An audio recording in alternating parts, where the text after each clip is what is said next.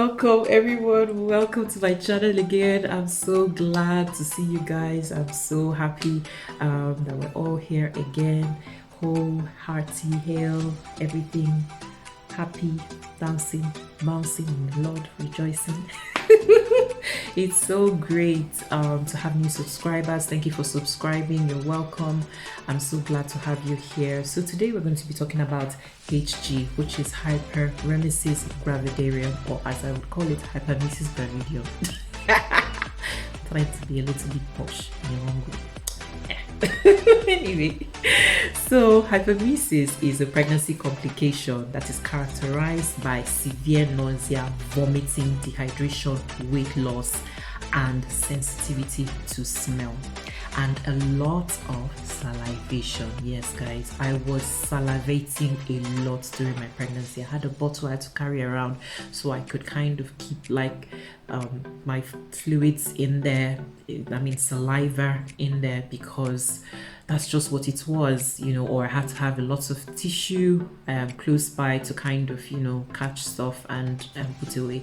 But don't get a clear bottle, get something that is, you know, nobody sees what is inside, and put warning on it before somebody makes a mistake and thinks like it's a bottle of Coke or something. Oh, forget I said that. Anyway, so there's a lot of salivation, there's a lot of nausea. In the early stages for me, I had to wear a mask. I remember at home when my family would be making meals and all that. This was winter. I would open all the windows, I would close the door, sit in a room. I was cold, I had to cover myself with blankets, and I would still be smelling like onions, garlic. I couldn't stand it. Had a mask on, you know, just thinking that it would just help to prevent, you know, perceiving all those odors. Everything was, your sense of smell is like to 100, like more than 100 in fact. You'll be smelling every tiny thing, people's breath. God, that thing I could, like, it was just horrible, you know. So and also vomiting, which was, I would vomit like 20 to 30 times a day, you know, which was really terrible. So what are the reasons why HG happens? First, it could be because it's your first pregnancy, or it could be because of multiple pregnancies. So you could have twins or more. It's an indication when you have HG. They always check for that. They did check me for that, but I had only one growing inside my belly. The other reasons could be because of your hormone levels. It could be weight related issues that could be causing it, and so on. Now, how long does HG last? It usually lasts from the first trimester to the second. So when you're getting kind of to the 5th month, you're kind of hoping that everything would subside, but the nausea still continues till the very last day you give birth. Yes, mine lasted till I was like literally counting the days, because of how you feel. Like, it's a really horrible feeling nauseous all the time.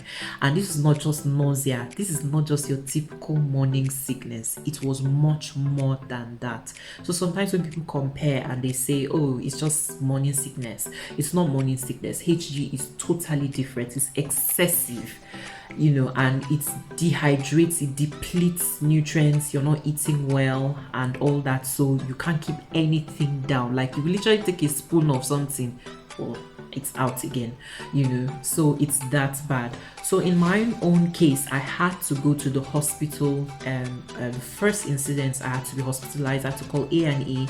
It took me a long while before I was seen, hours and hours, and it was very frustrating because the people were just not paying attention to me and didn't understand how bad it was for me. And eventually, when the doctor did see me, she was surprised and, you know, trying to get me quickly on a drip and everything, you know. And it was very frustrating. It was sad because well, you expect that the hospital systems and everything would be working well, but that was the situation. So I had lots of drips to kind of make sure I got enough vitamins and electrolytes and to be hydrated.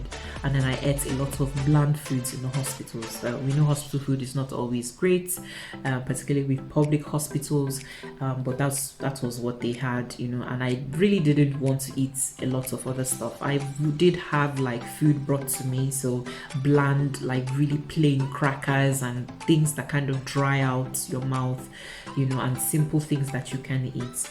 So I was hospitalized a couple of times. I think it was up to 3 times. The third time eventually I was just like, guys, I'm not even going to wait for you to sign my name in the book or run how many tests to find out what you already know from my record and then get a word. Just give me the drip in the corridor. That's what I told the doctor, because I was just like, you're wasting time, you know, every single time. I understand that there are protocols and everything, but every single time, you know, I'm coming in for the same thing. Why do you keep doing this over and over and wasting precious time? Why not just know? Anyway, I'm not ranting today. So, you know, so that was my, you know, experience.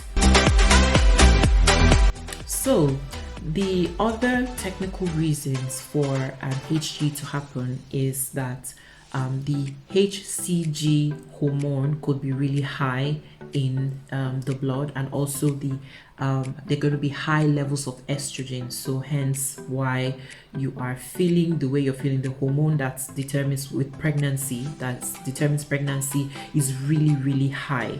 So therefore you'll be feeling the way you are feeling. So now I'm going to be talking about triggers. So what triggers HG?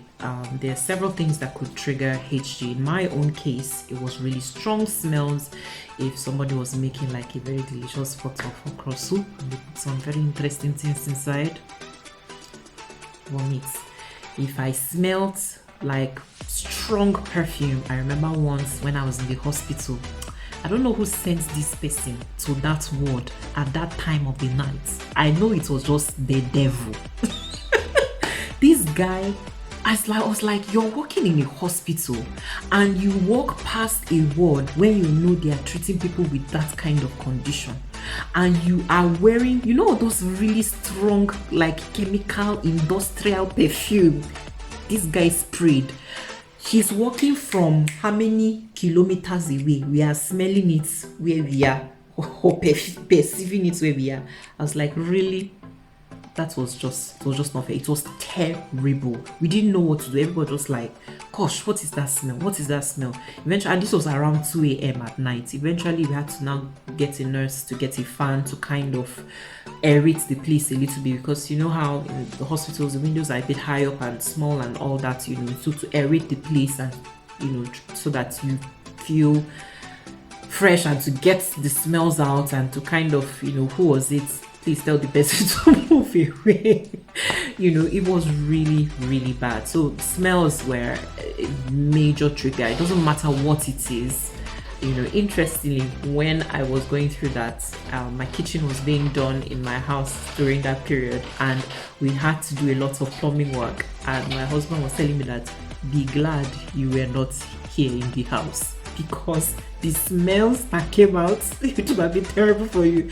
And I was so happy that I was not at home at that period. You know, so smells are one thing that trigger hyperemesis. Also, if you take certain drinks, like probably fizzy drinks, they would make you throw up. Anything that just is too spicy, or, you know, lots of flavor and all that, that can trigger a lot of vomiting with hyperemesis. Now, what did I do in terms of remedies? So the first thing I used to do was ginger. I tried a little bit of ginger in my mouth, fresh ginger. I would not swallow. Even sometimes I did, but I don't advise it. But for me, it didn't cause me any problems. So I would put a little bit of ginger in my mouth just to clear my mouth. And everybody knows ginger is great for nausea, and it really, really helps with calming things down in your stomach and all that, and it's great for your digestion. So I tried a bit of that, but it didn't really work so much for me. Then I tried some garden eggs, but in the UK I couldn't find that. Is when I went to Nigeria, I was able to get some green garden eggs, and that really helped me. And they're green, they are yes, they are green, and they are bitter. That is what really helped clear out the taste in my mouth. And they're very great source of nutrients, you know, vitamins, and it's a vegetable, so it's great for your health and your developing baby.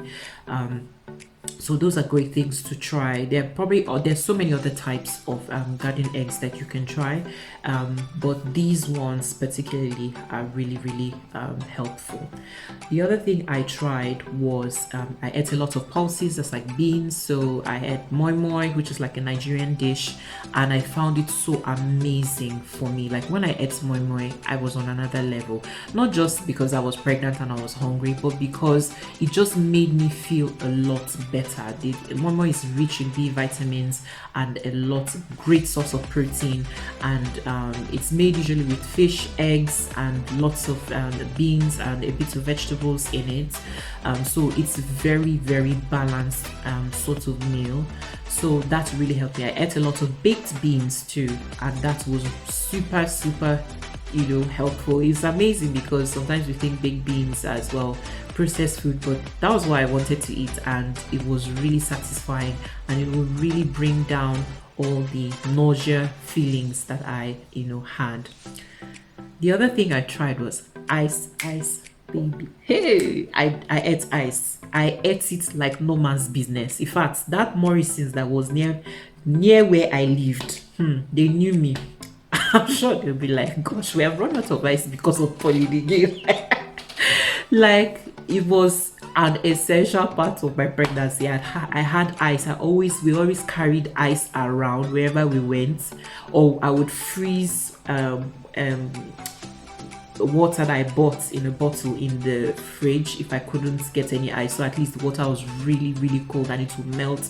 Like during the summer, it would just melt, so I could take that slowly because I couldn't drink a lot of water at one go because of all the vomiting and everything. Your stomach is irritated and all that. So ice was fantastic, you know, to just suck on or crush in your mouth, and just it really helped. Trust me, it clears your mouth and then it hydrates you. If you get a very good quality one, it really keeps you hydrated, you know, so it's a great thing to have. So guys, those are the things that I tried, and I just really want to encourage you that if you're going through this process, don't give up.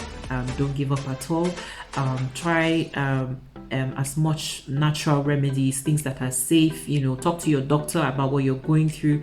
Don't just stay at home and suffer. You know, there's simple things that you can do. Make sure your home is well aerated. It depends on what climate you live in. Obviously, you have to stay warm if you're in winter sort of climes, but if you're in warmer place, you need to make sure your environment is well aerated. Your room, the room you stay in, if you can't cope with other people in the house, depending on how many rooms you have, if you have more rooms, stay in a separate room. That really helps, because obviously people have other things that they may want to do, but for you it is very beneficial that you get a lot of fresh air into your environment, because that helps with the smells. If you can afford a mask, get a mask. So try your best to stay healthy, enjoy yourselves, and it's me again.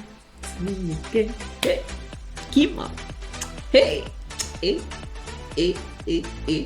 I know you know I like dancing. But now you know I like dancing.